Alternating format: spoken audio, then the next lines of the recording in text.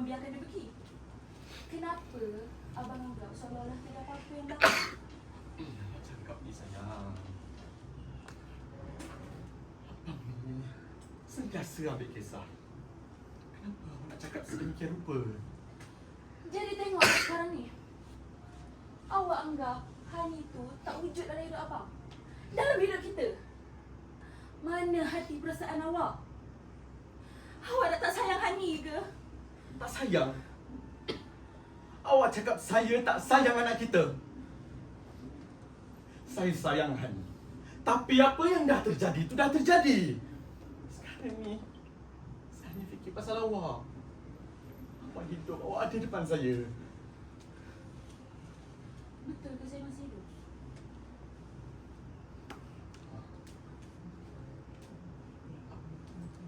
Apa? Awak, saya dah lama tak ada. Awak lupa ke? Apa yang awak cakapkan ni? Awak, semua benda ni hanyalah halusinasi. Tak awak tipu. Dengar sini. Saya ni halusinasi awak. Tak! Apa yang awak merepek ni sayang? Awak, saya dah lama tak ada. Awak lupa yang saya pun terkorban bersama Hanif. Tak. Awak mati sekarang. Hani je yang mati.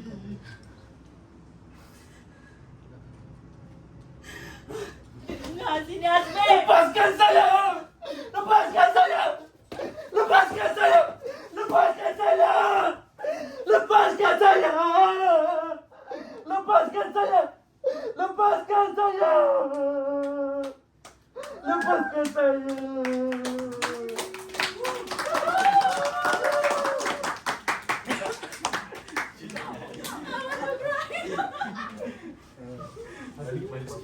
Balik sikit.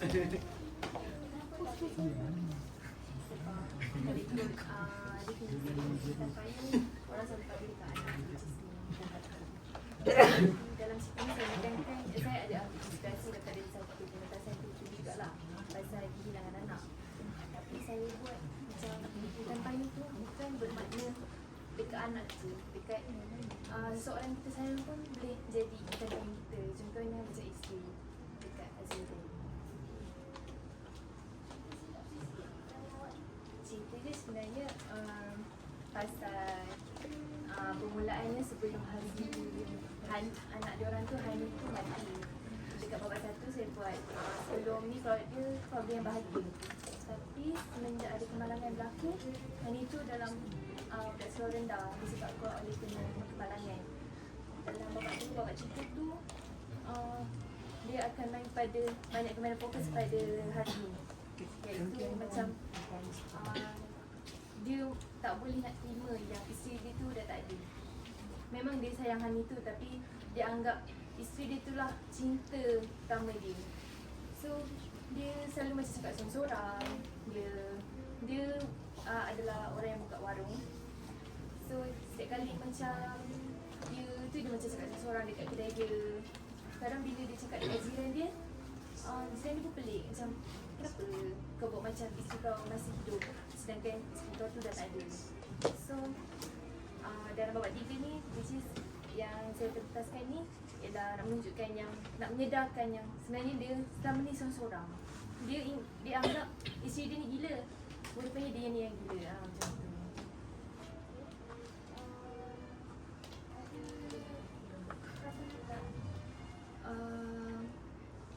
Ada 4. Kalau ikut dalam full punya skrip ada dalam 2 tempat, iaitu ruang tamu dengan warung tu je.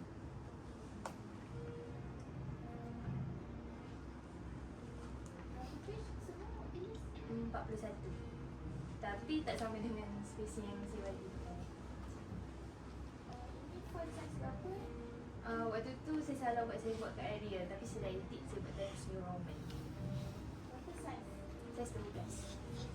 Saiz 12. Tak, yang ni salah. Waktu tu Berapa pusat dia ni? 41. Termasuk ke depan.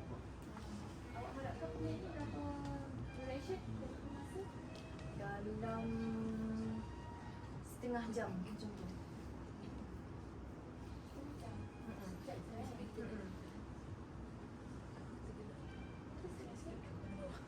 Sebab kalau ikut spacing dia macam banyak konflik. Dia terus bam anak dia mati. So dia spacing dia bagus. Kalau nak pentaskan, nak pilih siapa jadi watak Hazmi? Yang tu saya tak fikir pula. Waktu saya buat skrip ni pun memang saya dah terfikirkan diorang ni. Sebab diorang boleh bawa emosi sedih dengan marah tu dengan ilustrasi. Okey.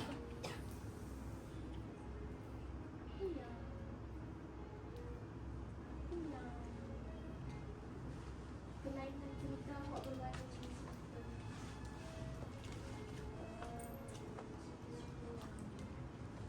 Dalam Untuk cerita saya ni, saya lebih fokuskan tentang mental seseorang tu lah. Contohnya Hazmi, dia dah start, mental dia dah makin rosak dengan dia dah start berhalusinasi. Dia tak menerima pendapat orang lain sebab dia rasa dia je betul, sebab dia terlalu obses dengan isteri dia tu. Dia pasal mental lah. Kalau ending, kalau ikut bab 3 ni, sepatutnya ada seorang kawan dia which is datang untuk menyedarkan dia lagi sekali lah. Tapi dia punya over halusinasi tu, punya over mental health dia yang worst tu, dia sampai macam tak dapat menerima dan end up dia bunuh kawan dia. Sebab dia macam, tak, bini aku ada lah macam tu. Dia punya mental health tu dia memang teruk gila. Sampai melibatkan orang punya lain untuk datang tahan dia. kenapa pilih bawa 3 ni untuk keselamatan? Sebab waktu nak buat penulisan skrip ni pun saya dah fikir untuk mental health yang tentang cerita ni. Dan kalau ikutkan cerita ni pun saya nak buat pasal anak dia je mati. Tapi sambil saya olah tu, saya buat macam saya nak ubah sikit lah, which is sebenarnya bini dia pun mati. Macam tu. Ada baca kakak tu? Baik. So di babak keempat tu dia punya kawan dia lah. Okey. So kalau lah saya ni melihat babak 1-2 akan jadilah pengalaman saya. Jadi secara peribadi bila saya tengok babak ini, plot twist tu, sebab saya tak tahu dia ni ada background yang begitu kan. Saya rasa macam, oh nantilah takkan isteri dia tu yang sakit tu dia yang sakit. Oh percaya lah menggarap skrip awak tu.